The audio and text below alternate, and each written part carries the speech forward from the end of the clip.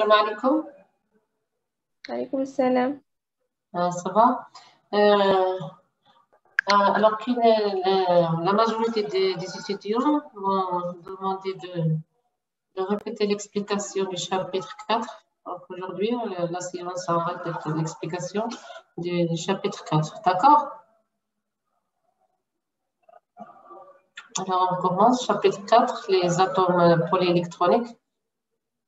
Est-ce que l'écran est partagé? Vous voyez l'écran?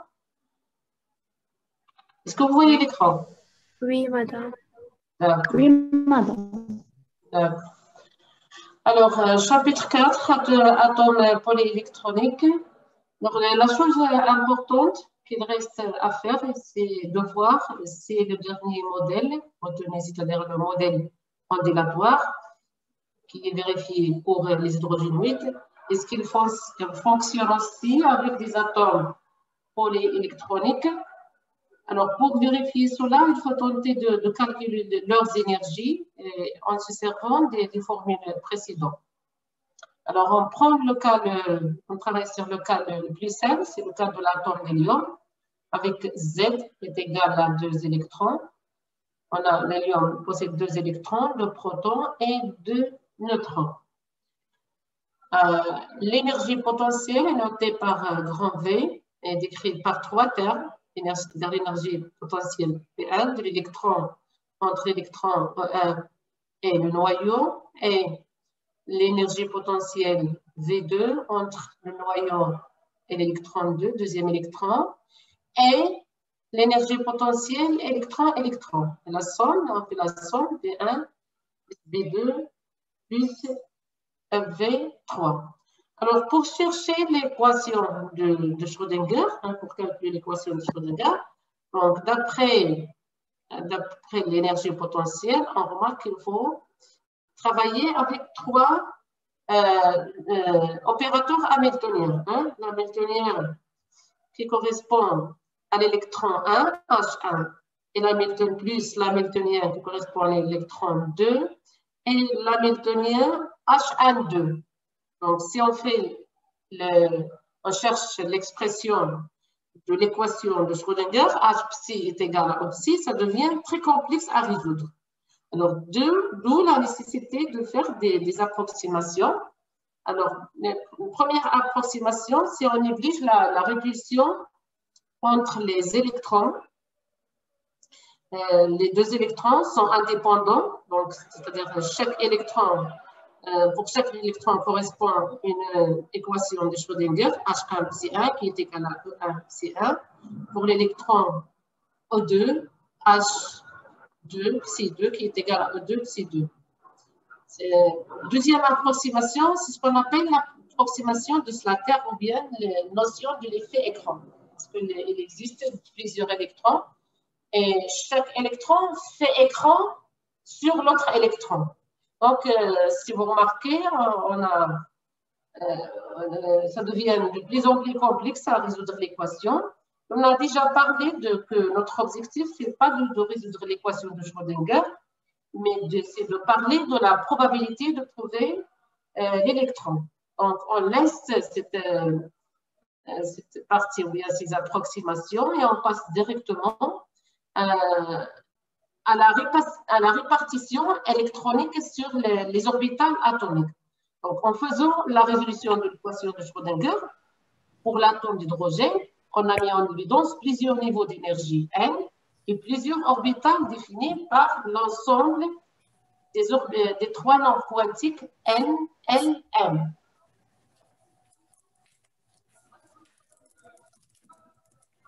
D'accord? Alors, en faisant l'équation, en cherchant la configuration électronique d'un atome ou d'un ion, c'est la répartition des électrons de l'atome ou de l'ion dans les différentes orbitales, NS, NP, ND, NF, etc. Le remplissage progressif des orbitales se fait en respectant les 3 règles. Le principe d'exclusion de Pauli,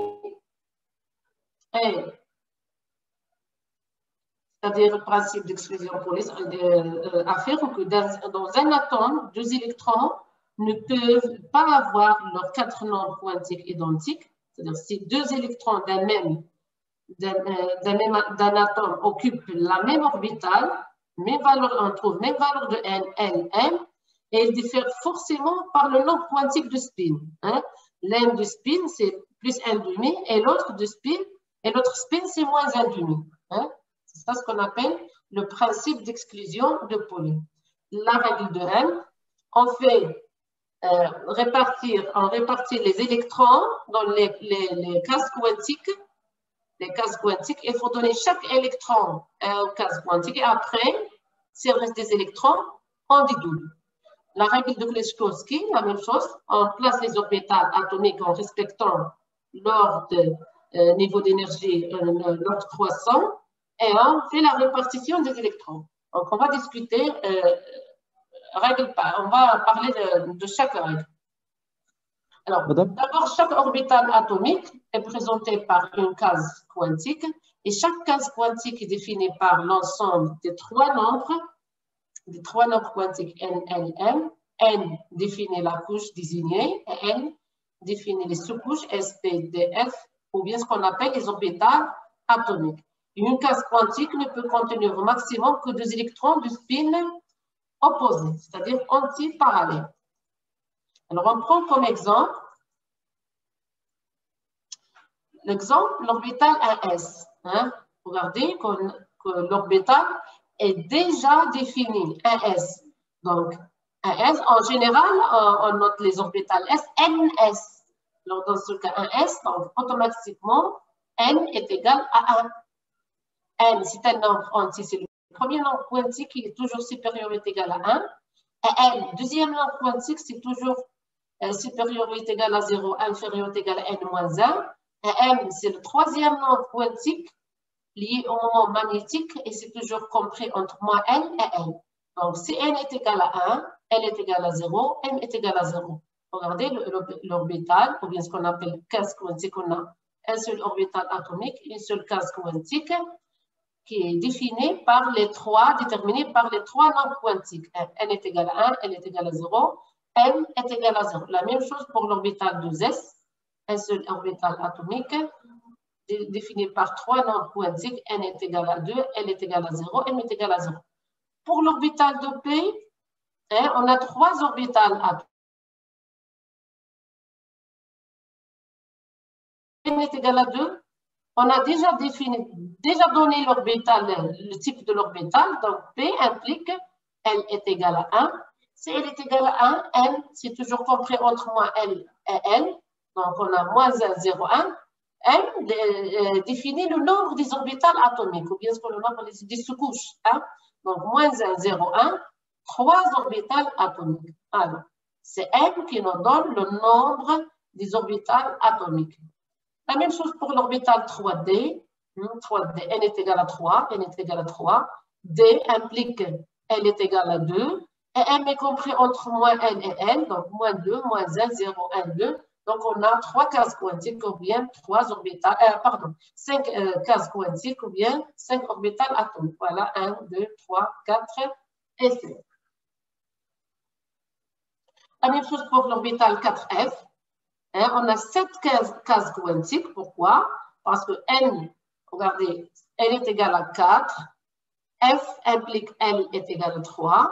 Et M, c'est moins 3, moins 2, moins 1, 0, 1, 2, 3. Donc, on a 1, 2, 3, 4, 5, 6, 7 chiffres, donc 6 cases quantiques. Hein, c'est-à-dire 7 cases quantiques, c'est-à-dire 7 orbitales atomiques. 7 cases quantiques, 7 orbitales atomiques.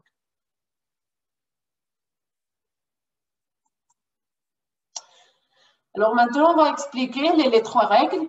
La première règle, c'est le principe d'exclusion de Pauli. On a dit que deux électrons d'un même atome ne peuvent pas être décrits par les 4 nombres quantiques N, L, M, S identiques. Hein.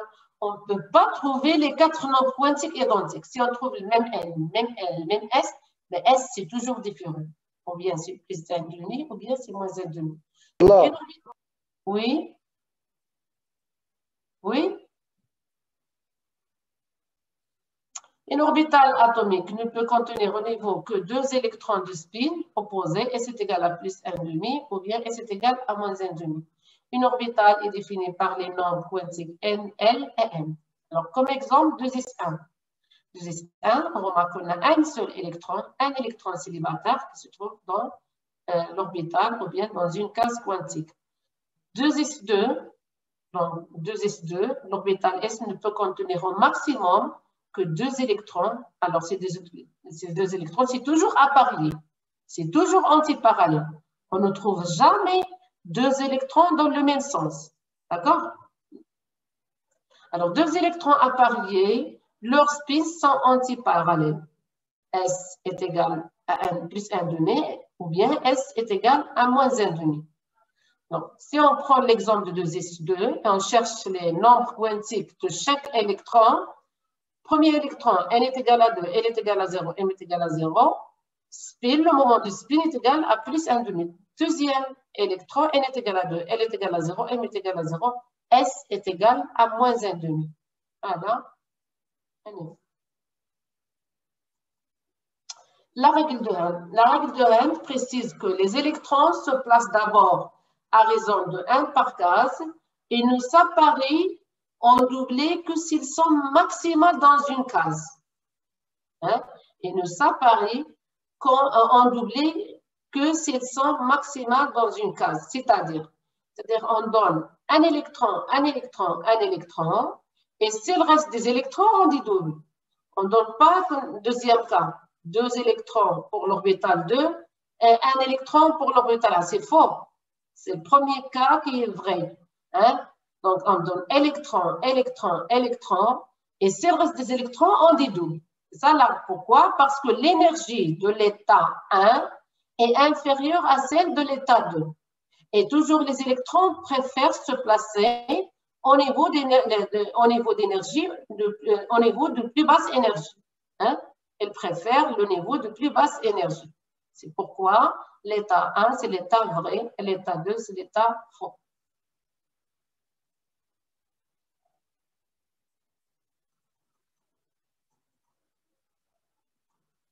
Règle de Kleshkovsky, ou bien ce qu'on appelle principe de stabilité. Alors, l'ordre de remplissage des orbitales s'effectue suivant la règle de Kleshkovsky en respectant le principe de Pauli et en appliquant la règle de Hund. Il faut respecter toujours le principe de Pauli, c'est-à-dire les électrons ne peuvent pas avoir leurs 4 nombres quantiques identiques, et en appliquant la règle de Hund. Elle permet de savoir comment se placent les orbitales atomiques par ordre d'énergie croissante. Le classement des orbitales atomiques se fait selon N plus L croissant. Et si 2 orbitales atomiques possèdent le même N plus L, alors l'ordre atomique ayant le N le plus petit aura l'énergie la plus basse. Si on a la même N plus L, il faut choisir celle qui possède N la plus petite. Pourquoi? Où se trouve l'énergie la plus basse. Alors, d'après ça, on peut classer les orbitales atomiques 1s. S, c'est l'orbital atomique qui possède l'énergie la plus basse. Après, il y a l'orbital 2s, 2p, 3s, 3p, 4s, etc. jusqu'à 7s. Donc, on peut faire le schéma, ce qu'on appelle le schéma qui englobe les 3 règles. Les électrons remplissent progressivement les orbitales dans l'ordre indiqué par les flèches, les diagonales. Regardez, suivant les diagonales 1s, 2s, on commence, si on veut faire la répartition des électrons sur les n, les orbitales atomiques, il faut commencer par 1s, on donne 2 électrons à s, 2 électrons à 2s, après on passe à 2p, 3s, 3p, 4s, 3d, 4p, 5s, 4f, 5d, 6p, 7s, etc. Donc, c'est d'après le schéma, on peut faire la répartition des Z électrons sur les orbitales atomiques. Alors, ces règles données ci-dessus correspondent à l'état fondamental. on applique les trois règles que si on parle de l'état fondamental, c'est-à-dire l'état non excité. Un atome est excité lorsque l'un de ces électrons passe d'un niveau à un niveau supérieur. Alors, son énergie est supérieure à celle de l'état fondamental. On donne un exemple. Z est égal à 6, l'atome de carbone, 1s2, 2s2, 2p2. Chaque orbital S ne peut contenir que maximum 2 électrons, donc 2 plus 2 c'est 4. Et le reste 2 électrons, c'est pour l'orbital de P. 4 plus 2, c'est 6 électrons. Voilà l'état fondamental, la répartition électronique sous forme de case quantique. On peut donner la répartition électronique sous cette forme ou bien sous forme de case quantique. Donc 1s2, 2 électrons appareillés, 2s2 et 2 électrons célibataires de l'orbital de P2. Pour l'état excité, c'est-à-dire on a dit qu'un atome est excité, c'est un électron, l'un de ces électrons passe d'un niveau à un niveau supérieur. Voilà, un électron de l'orbital de 2s passe à l'orbital de P, ce qu'on appelle état excité.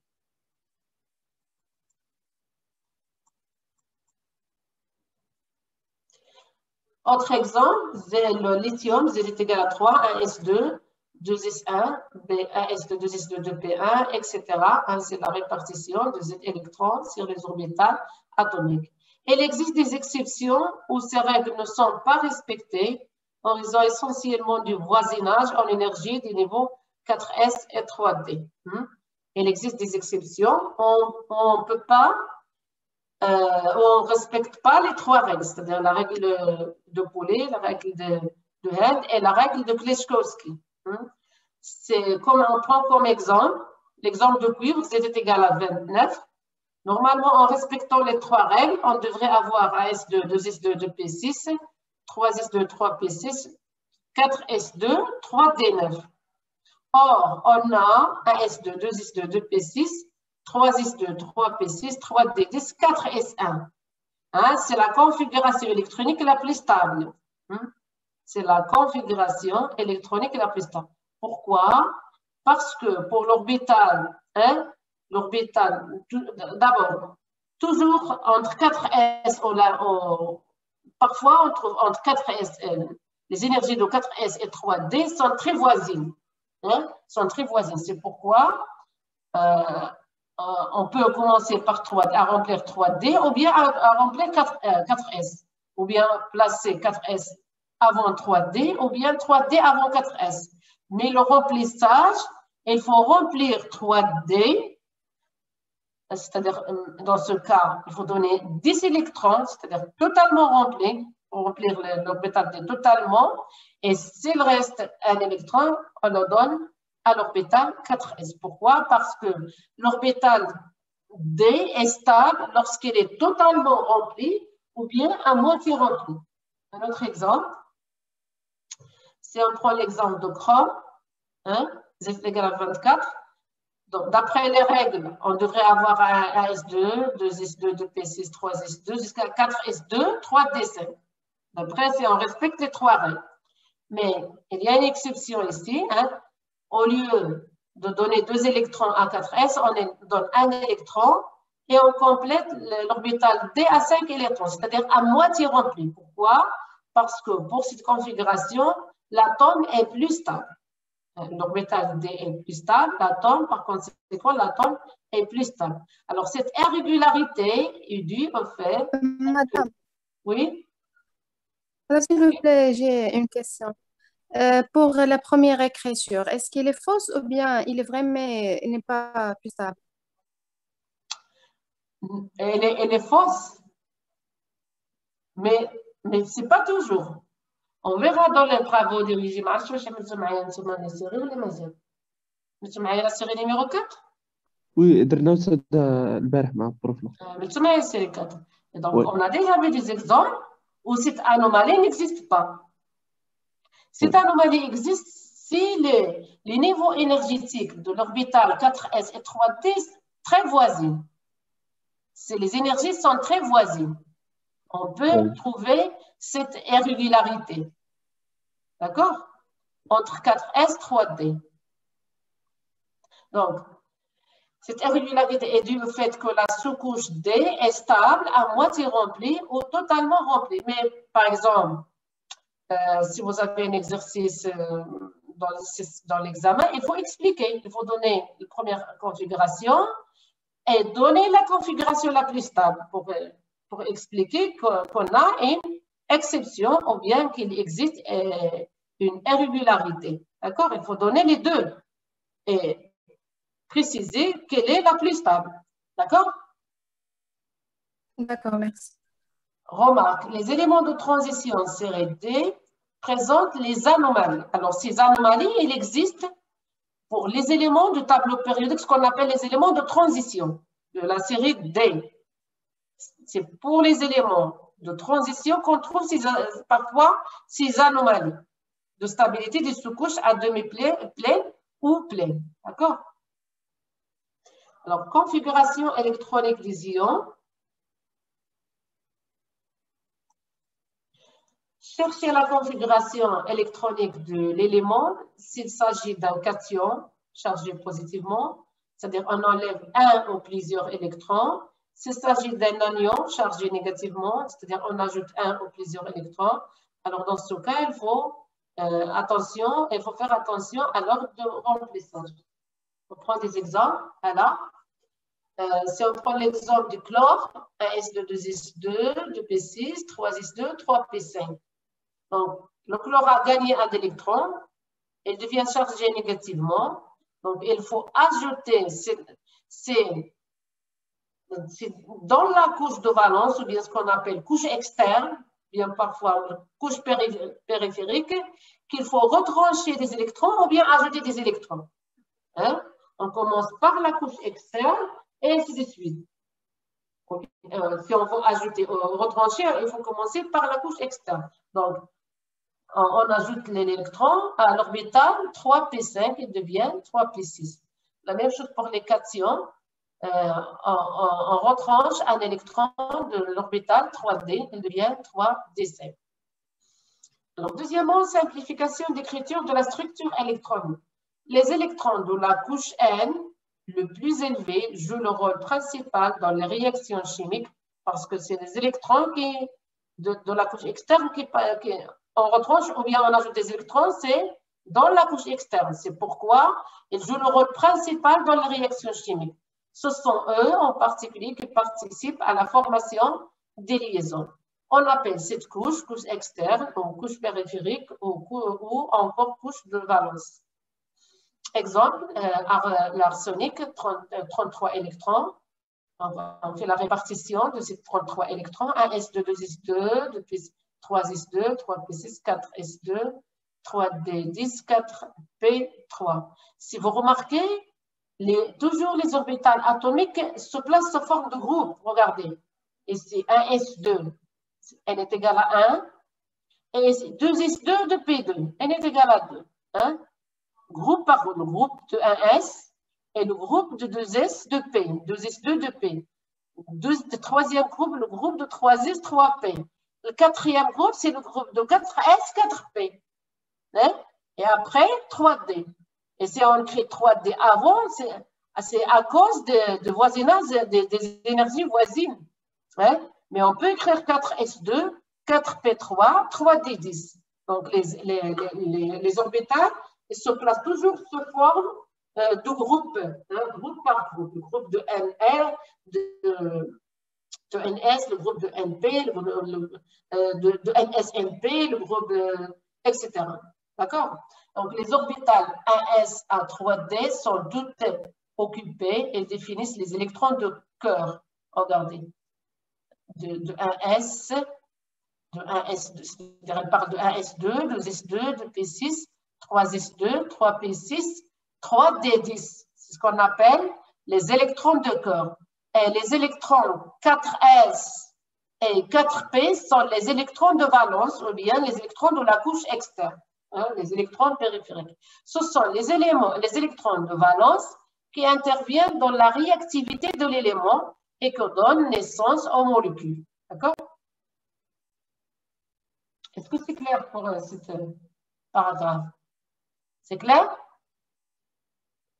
Oui. D'accord.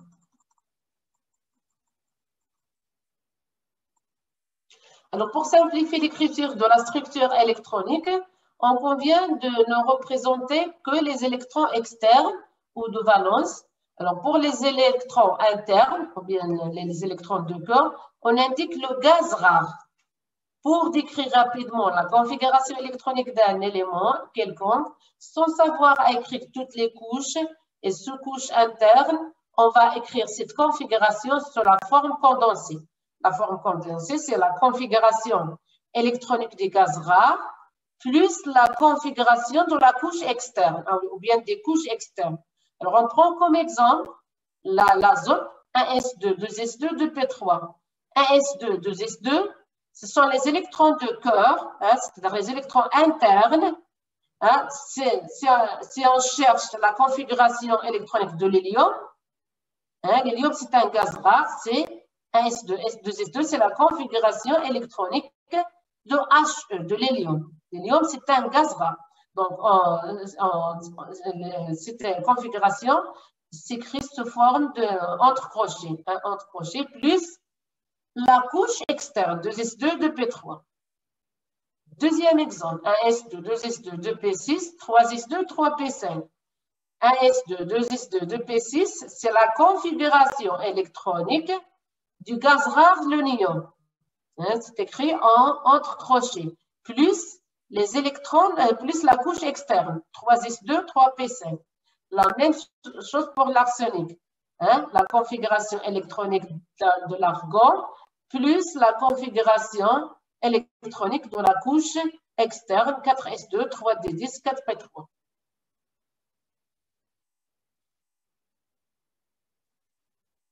Alors, le gaz rare qu'on choisit pour la configuration simplifiée, c'est celui dont le numéro atomique est le plus près possible du numéro atomique de l'élément considéré, tout en lui restant inférieur. Par exemple, pour l'hélium, Z est égal à 2. Donc, Z, c'est toujours supérieur à 2, inférieur à 10. Si on a un élément chimique qui possède Z inférieur à 10, donc, la configuration électronique de gaz rare, c'est le gaz rare de l'hélium. C'est de Z supérieur à 2 jusqu'à Z inférieur à 10, on travaille avec l'hélium. Si Z supérieur à 10, c'est entre 10 et 18, on prend comme gaz rare de configuration interne, c'est le néon. Si Z est supérieur à 18, inférieur à 36, c'est l'arsenic. Si Z supérieur à 36, inférieur à 50, c'est le krypton, etc. D'accord? Voilà. On prend la configuration interne, ou bien ce qu'on appelle configuration de cœur, des électrons de cœur. C'est la configuration des gaz rares plus les électrons de la couche de valence. Alors maintenant, on passe aux classifications périodiques des éléments. L'étude de la structure électronique des atomes permet de comprendre de manière plus approfondie la classification périodique des éléments.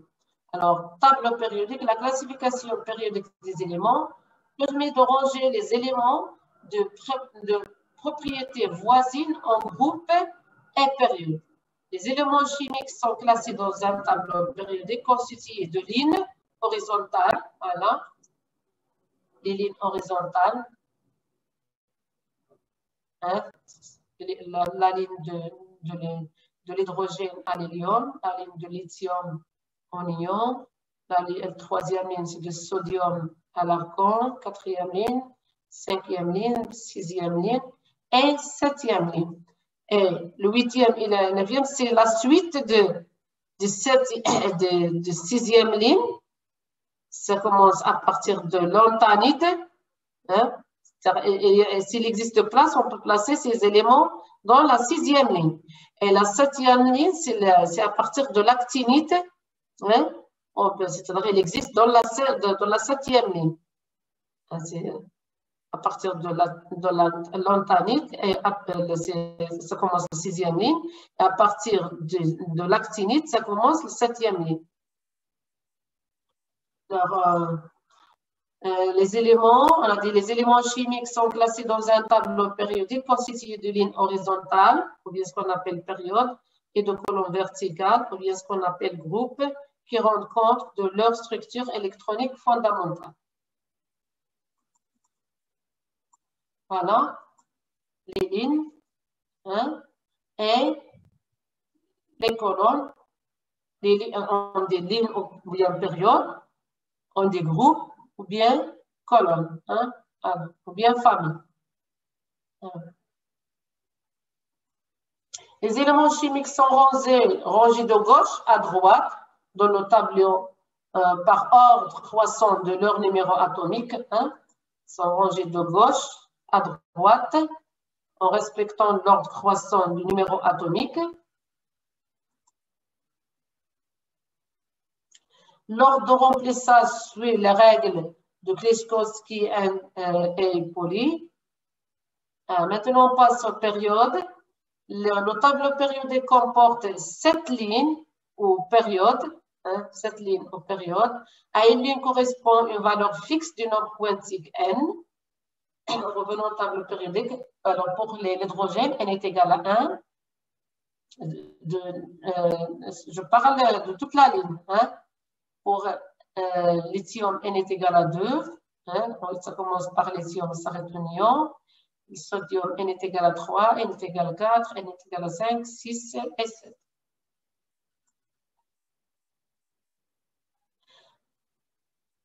Les éléments de la même période ont des propriétés différentes, mais des énergies voisines.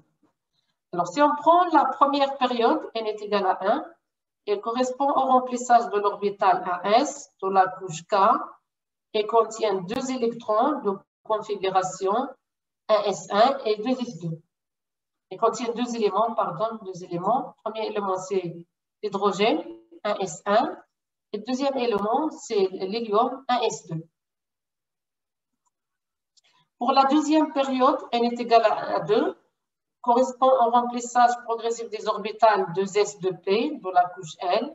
Il contient 8 éléments de configuration. On commence par 1s2, 2s1, 1s2, 2s2, 1s2, 2s2, 2p1, 1s2, 2s2, 2p2, 1s2, 2s2, 2p3, jusqu'à 2p6. Hein? Alors, la deuxième période, 1, 2, comporte 8 éléments, 2, 3, 4, 5, 6, 7, 8. D'accord? Et on commence à remplir, on commence par 1s2, 2s1 jusqu'à 2s2, 2p6. La troisième ligne, n est égal à 3, devrait contenir les éléments correspondant au remplissage de la couche M, soit 18 au total. On commence par 3s2, 3p6 et 3d10, c'est-à-dire du sodium jusqu'à l'argon. Troisième, voilà le troisième, le sodium jusqu'à l'argon. On commence par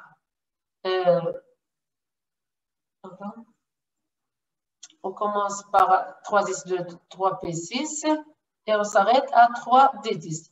Mais d'après Kleczkowski, le niveau 3d se remplit après le niveau 4s. C'est d'après la règle de Kleczkowski. Hein, il faut remplir l'orbital 3d et après l'orbital 4s.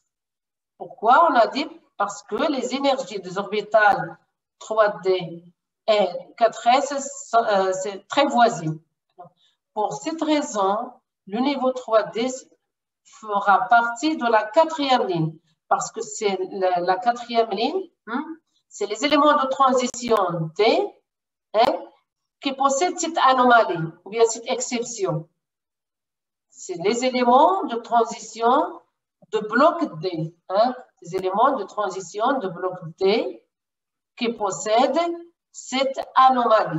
C'est pourquoi elle se place dans la quatrième période.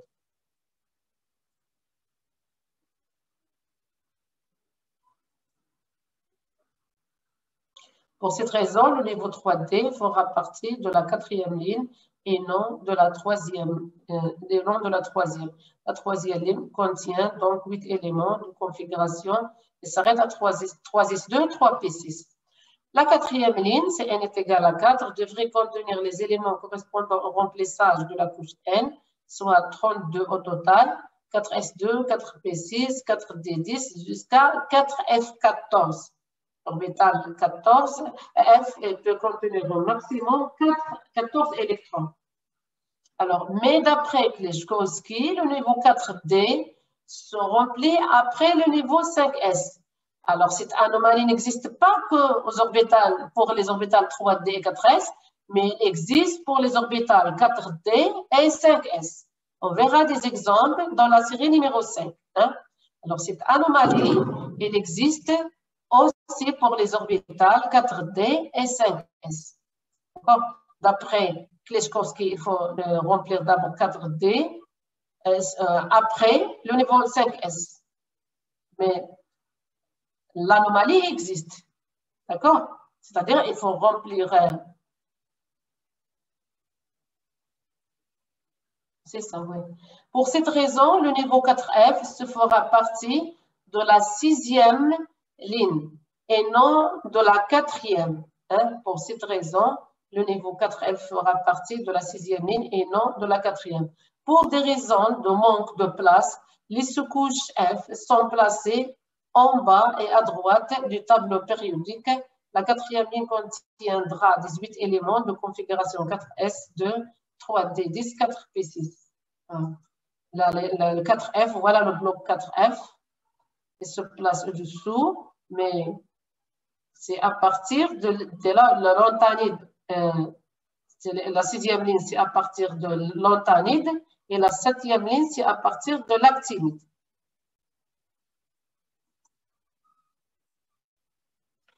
Le même principe s'applique pour les lignes 5, 6 et 7. La 5e ligne contient 18 éléments de configuration 5S2, 4D10 et 5P6. La 6e ligne contient 32 éléments de configuration 6S2, 5D10, 6P6, 4F14.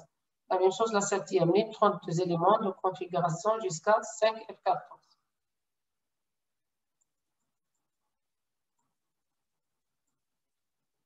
On voit clairement ici les blocs. Voilà. Le bloc B, le bloc D, S, D, P et le bloc F.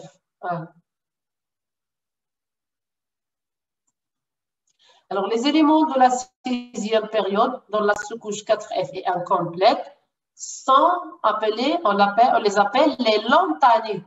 Et on les note L majuscule N. Ce sont les éléments de la 6e période dont la sous-couche 4F est incomplète. La sous-couche 4F est complète parce qu'elle contient 14 électrons. Si elle contient moins de 14, on dit que c'est une sous-couche incomplète. Alors, ces éléments sont appelés les lanthanides. Les lanthanides, voilà, les lanthanides, c'est la 6e ligne. C'est à partir de lanthanides.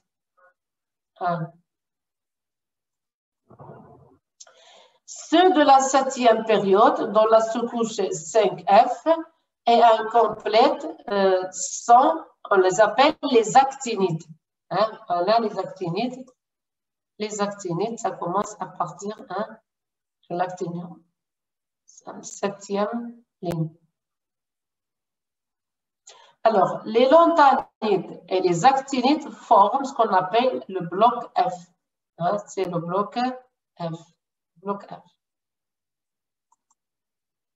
Les éléments de la 7e période, dont Z supérieur à 92, sont des éléments radioactifs.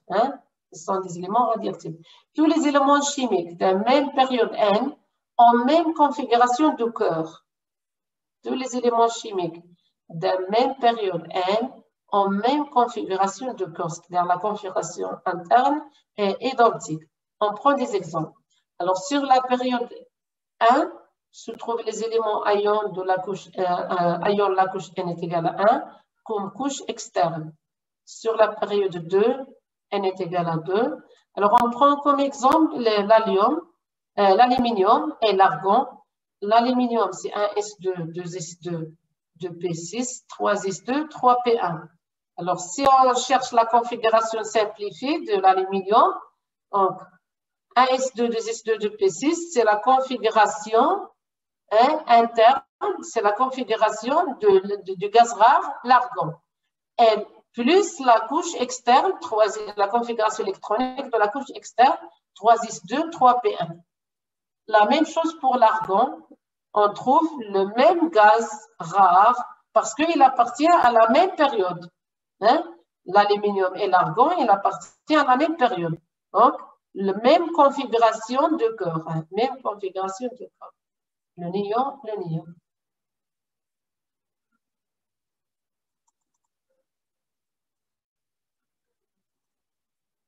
Remarque, les éléments appartenant à la même période présentent des propriétés physiques voisines. Les éléments qui appartiennent à la même période présentent des propriétés physiques voisines.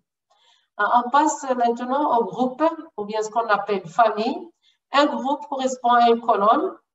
Un groupe correspond à une colonne.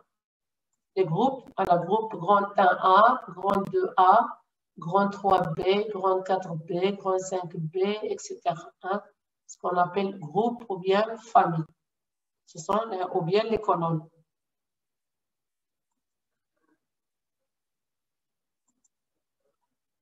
On a dit un groupe correspond à une colonne. Les éléments d'un même groupe possèdent des couches de valence identiques, c'est-à-dire même configuration électronique externe. Les éléments qui appartiennent au même groupe ont même configuration électronique externe. Alors, on prend le groupe grand A, ce qu'on appelle le groupe des alcalins. Le groupe des alcalins, c'est les éléments, c'est à partir de H, Li, Na, ce sont ce qu'on appelle les alcalins. Sauf l'hydrogène. L'hydrogène, c'est pas un alcalin. L'hydrogène, c'est donc le groupe des alcalins, c'est le groupe grand 1A. Les éléments de ce groupe sont caractérisés par leur structure externe NS1. Alors, exemple, H1S1, lithium 1S2, 2S1, le sodium 1S2, 2S2, 2P6, 3S1, le potassium, si vous remarquez, même configuration électronique externe. Pourquoi? Parce qu'il appartient au même groupe, c'est le groupe grand 1A. Grand 1A.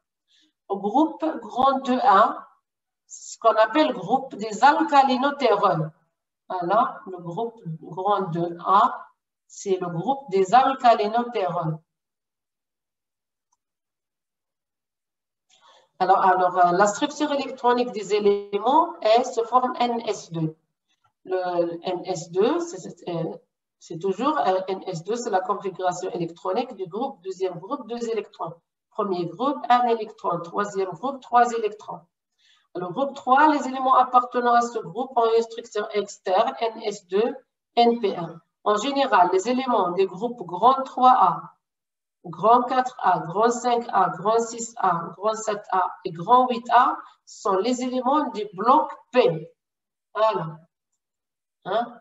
Grand 1A, grand 2A, grand 3A, grand 4A, grand 5A, grand 7A, grand 8A, ce qu'on appelle le bloc P. C'est les éléments des groupes du bloc P.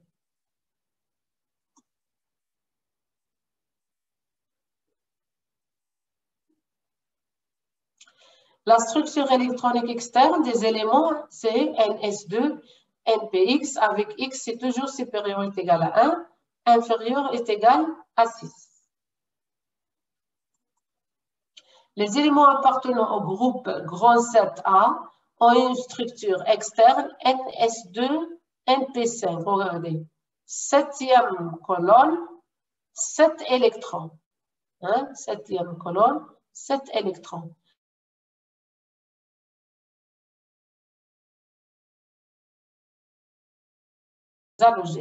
Les éléments appartenant au groupe grand 8A ont une structure externe saturée, c'est NS2, NP6, c'est la famille des gaz rares. Les orbitales de la couche externe sont saturées, C'est comme le néon, l'argon, le krypton, etc. D'accord? Alors, on prend comme exemple le fluor, Z est égal à 9. La configuration électronique, c'est 1s2, 2s2, 2p7. On remarque qu'on a 7 électrons de valence. Donc, puisqu'il possède 7 électrons de valence dans la couche externe, donc automatiquement, il appartient au 7e groupe. Hein? 7e groupe. Le groupe grand 7A, qui possède la configuration électronique S2, NP2, c'est ce qu'on appelle la famille des halogènes. N est égal à 2 appartient à la deuxième période. Hein? N est égal à 2, implique qu'il appartient à la deuxième période. Les éléments du bloc D rassemblent tous les éléments appartenant au groupe grand 3B jusqu'à grand 7B. Et le groupe est le 8e groupe. Regarde. Grand 3B jusqu'à le grand 7B et le 8e groupe. Grand 3B jusqu'à grand 7B et le 8e groupe. Le 8e groupe. Voilà. D'accord? Voilà.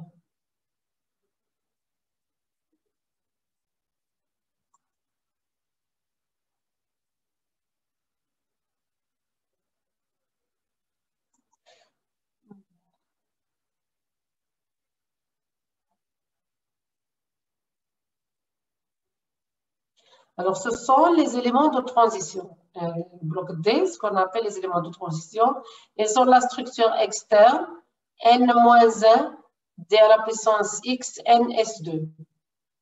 NS2 ou NS1. Parfois, on trouve que NS1.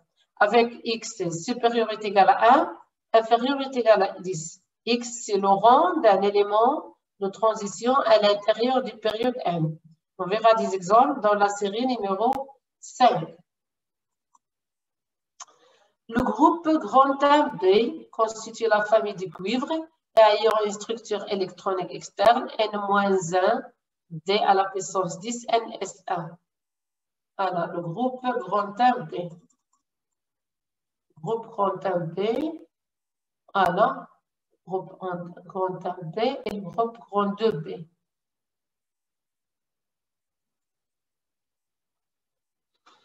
Alors, le groupe grand 1B constitue la famille du cuivre et ayant une structure électronique externe N-1 D à la puissance 10 NS1.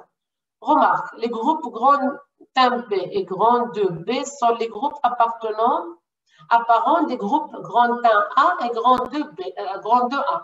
Regardez dans le tableau.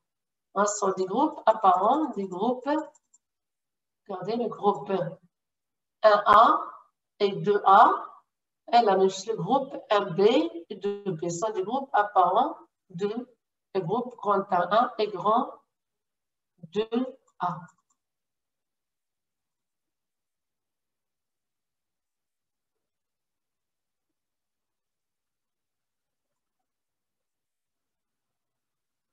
Le 8e groupe est constitué de 3 colonnes voisines appelées les triades.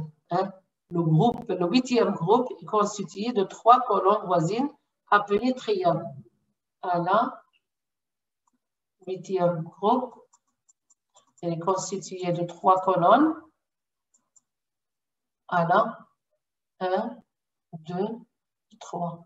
C'est le 8e, 7e, 8e groupe constitué de triades. 3 colonnes.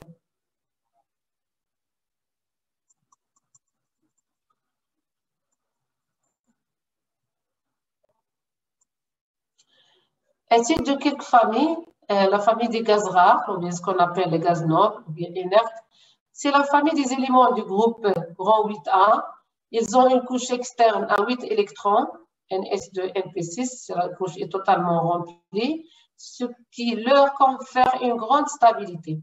Cette grande stabilité est due à leur configuration électronique qui fait apparaître une couche de valence saturée à 8 électrons. Les métaux alcalins. Il comprend les éléments du groupe grand 1A qui ont un seul électron sur leur couche externe NS1. Alors, les alcalins, c'est le groupe grand 1A. Les alcalins, hein, c'est le groupe grand 1. Et les alcalinotéreux, c'est le groupe grand 2A. Grand 2A, les alcalinotéreux. Et grand 1A, c'est le groupe des alcalins.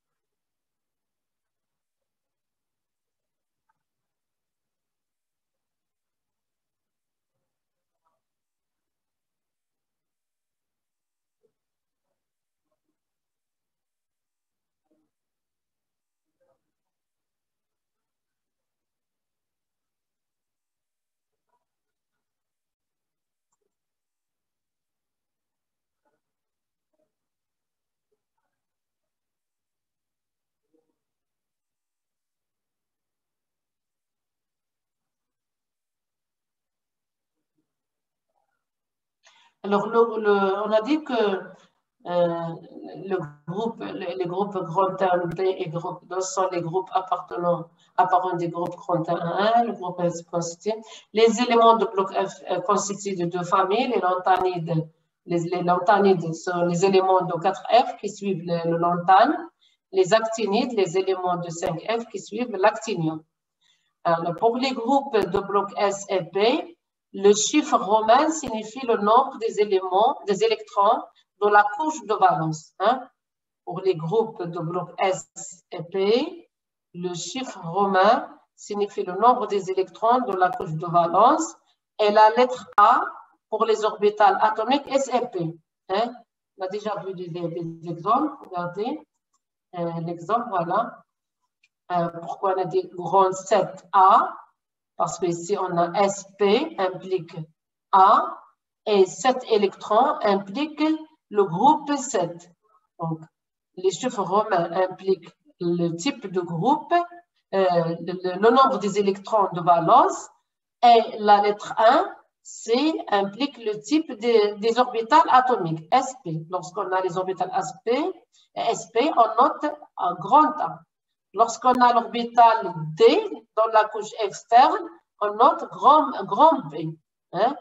On indique B. Donc, les électrons de valence nous donnent le type de groupe et le nombre d'électrons, le type de l'orbital nous donne grand A ou bien grand B.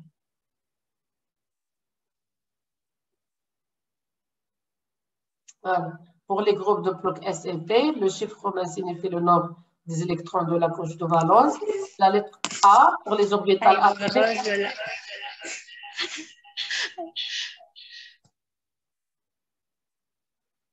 Pour les groupes du bloc D, le chiffre romain indique le nombre d'électrons NS plus le nombre d'électrons N-1D.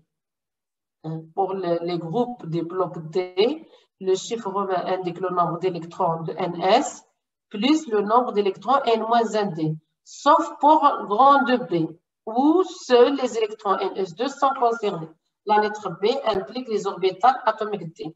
Alors, lorsqu'on a la lettre B, c'est automatiquement, il existe l'orbital D. Et pour le bloc D, le chiffre romain indique le nombre d'électrons, c'est-à-dire le nombre des électrons dans l'orbital S, plus le nombre d'électrons dans l'orbital N-1D. On verra des exemples dans la série numéro 5.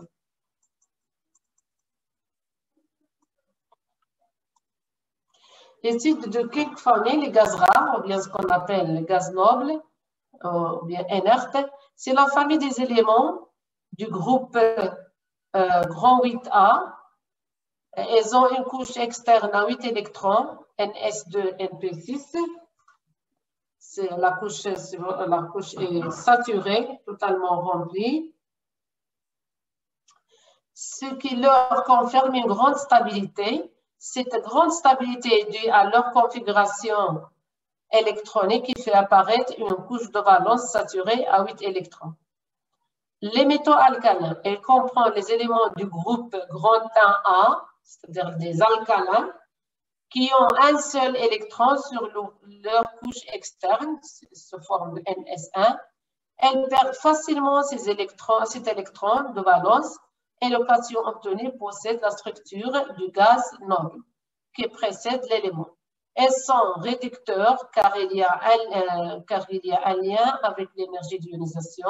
Cette énergie diminue de Li à Cs, de l'élément Li à l'élément Cs, et permet à l'électron de partir plus facilement. Donc, le caractère réducteur augmente de lithium jusqu'à Fr. Alors, ces métaux sont monovalents. On prend comme exemple le sodium. Elle perd un électron. La structure électronique du cation Na+, c'est identique à la structure électronique ou bien la configuration électronique du gaz rare, le NiO. Les halogènes. Les halogènes ont une structure externe NS2, NP7, le groupe 7A. Regardez, 7 électrons, groupe 7, SP implique la lettre A. Ils peuvent fixer facilement un électron pour donner un anion qui possède la structure stable du gaz rare qui suit l'élément X dans la classification périodique. Ils sont oxydants. Ce caractère oxydant décroît comme l'électronégativité, c'est-à-dire l'électronégativité de fluor diminue du fluor jusqu'à l'iode. Alors, ces composés sont monovalents. On prend comme exemple le chlore plus un électron, devient Cl-. Donc, la configuration électronique de l'anion Cl- est identique à la configuration électronique de l'argon.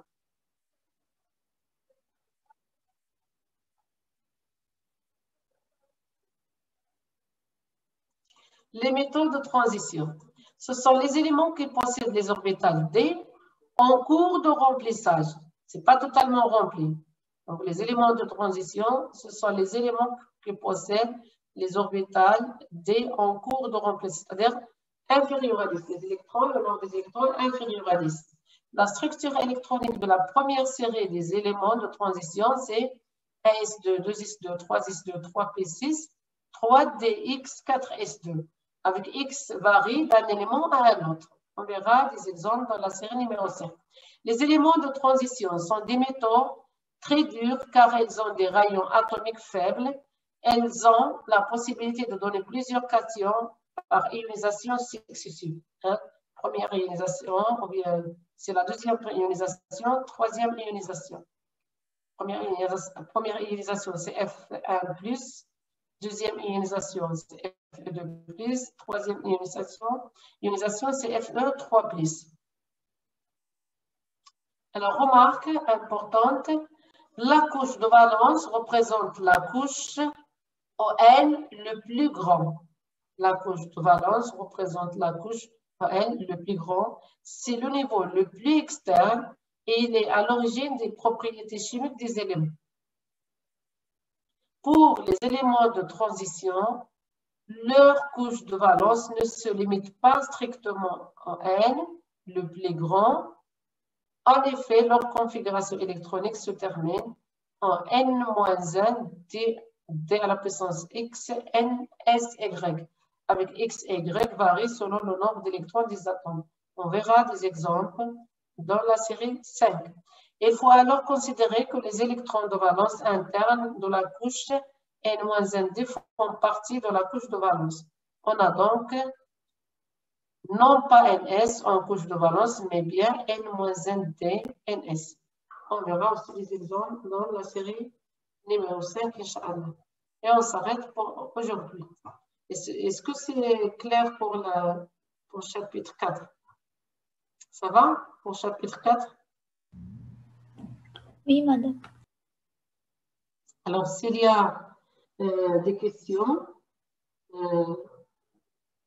on verra après dans la série numéro 5 pas mal des exercices. Vous pouvez poser des questions au cours des travaux dirigés. Ou bien, si vous voulez maintenant, ولكن لغيتو لي كيستيون ماشي مشكل.